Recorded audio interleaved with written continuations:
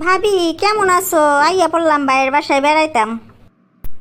আবি তো সামনে কুরবানির ঈদ না, কুরবানির গন্ধ পাইছস, এর লেগে আইয়া পড়ছস। হ্যাঁ আমি আছি ভালোই। তো কি মনে করে আইছস? সারা বছরও তো ননদ গো খবর পাওয়া যায় না, এই কুরবানির ঈদ আইলেই তোকে মুখ দেখন যায়।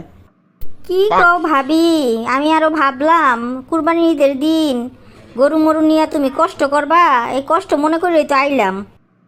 আজাইরা ফেসাল পারিস না তো। সারাটা বছর খবর থাকে না তোগো, আর এই কুরবানির ঈদ আইলে তোকে খবর হয়। গেছে মাসে এত অসুস্থ হইলাম, কইলাম মাইয়াটার কাছে আইয়া কয়দিন থাক, আমি হাসপাতালে দৌড়াদৌড়ি করতাছি, ঘরে লোক নাই। তখন তোমার দেখা পাওয়া গেল না, যে এই কুরবানির ঈদ আইব ওই কুরবানির ঈদের আগের দিন আইয়া উঠবা, আর কও যে আমার কষ্ট না। আরে তোগো মতন সংসারে কিছু কিছু ননদ থাকে বুঝছস, এই নিজের সুবিধাবাদী ননদ, নিজের সুবিধা ছাড়া আর কিচ্ছু বুঝে না, নিজের লাভ ছাড়া কিচ্ছু বুঝে না। তুই হইছস হ্যাগো দলের মানুষ বুঝছস।